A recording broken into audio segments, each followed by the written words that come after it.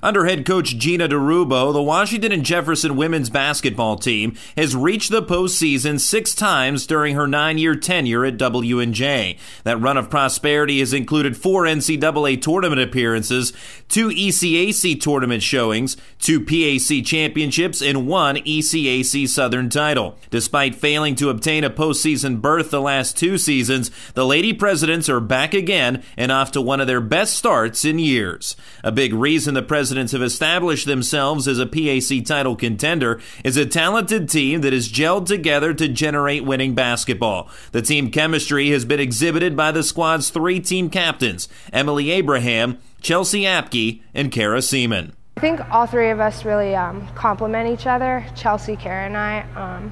I think Chelsea obviously is our big scorer, and she motivates us all to be like her. And I try and do the vocal end because I haven't always been traditionally a big scoring role. And Kara, as our point guard, is always a natural leader. So I think the 3 of us together has been a really good thing. Chelsea, Kara, and Emily, they're all 3 our captains. I don't think we could have picked better captains because they all exhibit great leadership skills. They all lead in different ways. I think Emily's probably the most vocal. Chelsea's very quiet, but the example she sets on the court. And then Kara's kind of a mixture of the 2. So I think with the 3, we have all the phases of leadership covered, so it's really great for our team. The quiet leader of this group is D1 transfer from Presbyterian College, Chelsea Apke. The junior has averaged a double-double per game this season and is just 1 year removed from an ACL injury that kept her out of the lineup last season. I toured during a summer league game. It was in July.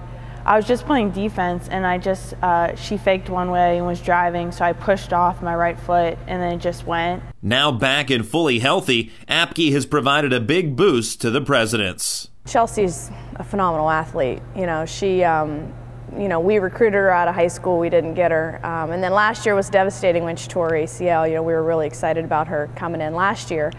She's such an athlete. She just does so many little things well. She's never really been in a role in her time on her high school team, even on her AAU team. She's always kind of been a role player, which is hard to believe because she is so talented. So we've asked her to take more of a role than probably what she's used to. So I think there's some transition there in terms of her performance, but we couldn't be happier with her. She does things in practice and her own teammates are like, wow, she's just so athletic, and she's very humble. The vocal leader is senior Emily Abraham. Abraham is a sharpshooter from the outside who is approaching 100 three-pointers for her college career and is also the only remaining member of the President's most recent team that reached the NCAA tournament.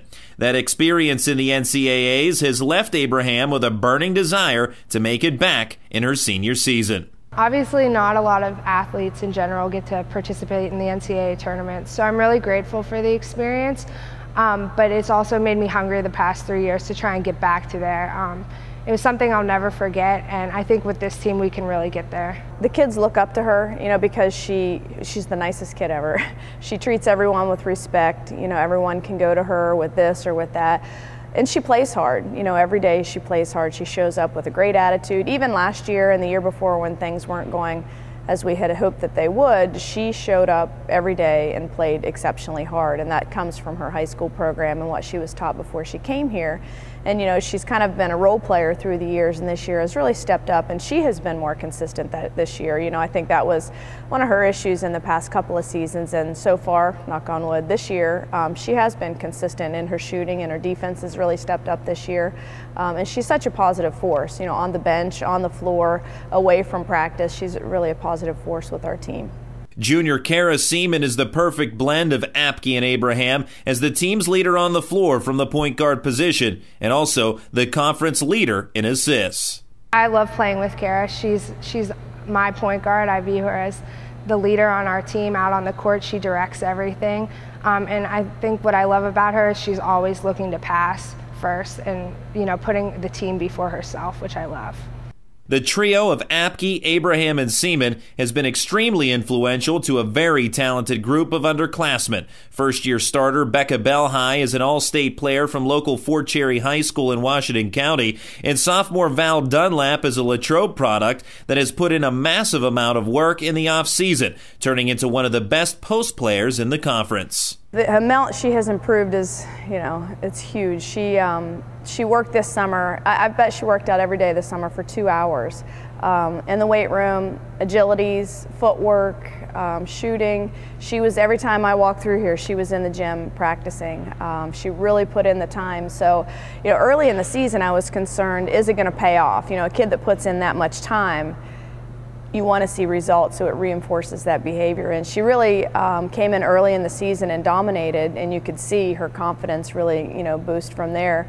And she did struggle a little bit. There was about a week or two stretch before season started. She seemed to lose some of that confidence that she had. And I just said, listen, who put in more work? Who put in more time than you did? And she's like, you know what, you're right, I did, nobody. So she's had a fantastic year. She's really had some huge games for us. We expect bigger and better things from her as she grows. She's still very concerned with, adding pieces to her game, which she needs to do. But she wants to watch film, she wants to get better, and she's a great teammate. She's a good positive force, and she's really put the time in to see that payoff for her is a good thing. The hard work displayed by Dunlap paid immediate dividends in the first week of conference play, as the 6'3 standout was named the PAC Player of the Week, dominating Westminster and Teal with back-to-back double-doubles. For our conference especially, since there's so many talented players, it is such a big honor. But then again, you have to keep it in perspective. It is more than anything, I think, though, it's a team award, because if I didn't get all those good post-entry passes, or people weren't setting me good screens, like I couldn't do it without my teammates, and the fact that we're winning contributes to it. So it's definitely a team award. Also a testament to what W&J has done thus far is the team's ability to win the close game. At least 7 games have been decided by 5 points or less, with 6 of those games resulting in victories for the Presidents. However, the one loss is a game that W&J points to as a rallying point for this season. Against nationally ranked Thomas More on the road, the Presidents took the Saints down to the wire in a narrow loss. While it wasn't a victory, it verifies that this W&J team is certainly a title contender. It was huge. I thought that we played really well on the road. As everyone knows, it's a tough place to play. They won 55 out of 56 games, I think, at home. It was huge for us. I think the kids are like, you know what, we can compete with this team. And I felt like Thomas More played a good game. It's not like they played this terrible game and we were able to stay in it. They played a good game, we played a good game. So we're close, and I think our kids, it was an eye-opener. Like, you know what, we were on the road, we lost by 2, had a chance to tie it with 20 seconds left with a good shot. So I do think it opened their eyes a little bit, like we can compete for a conference championship. So it was exciting. Well, could have won it, but it was very exciting. I felt one of those moral victories. You come away on that long bus ride home, you think, we definitely are getting close. I think that game really proved to all of us that we should be in the top part of the pack and that we have the chance to compete for an NCAA tournament bid and a championship.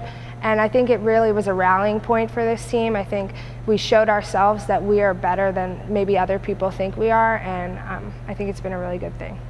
With the game at Thomas More being the exception, W&J has excelled in the clutch, finding ways to win those tight games when the situation grows more tenuous. While it may give their head coach a few early gray hairs, it also affirms the team's will to win and hunger to become PAC champions. Every single game we've played has been close, and fortunately, like I said, we've come out on the positive end of that. So I only feel like, yes, it makes the coaching staff crazy, but we are gaining valuable experience. That can only help us down the stretch. And in the next couple of years, we are a pretty young team, so it is giving us a ton of experience and pressure situations. And we've had some really big plays, with 30 seconds left, and we've been able to score and maintain our composure. So I think for us, this season, the most impressive thing that we have done is we've stuck together as a team. They don't quit. We were down to St. Vincent by, I think, 13, came back and won that game, and I'm not sure we would have done that in the past. And these kids never quit. They never get mad at each other. They always support each other. Somebody might make a terrible turnover, and you see teammates running over to that kid and saying, forget about it, it's over. And so that's been a big difference for us, is the fact that they've stuck together. Their attitudes are wonderful. I said early in the season, and have said several times, I love coaching this team. And I would say that if we won 4 games and not 8. They're a great group of people, and they believe in each other, and their team chemistry has been really strong, and I think it's made a huge difference.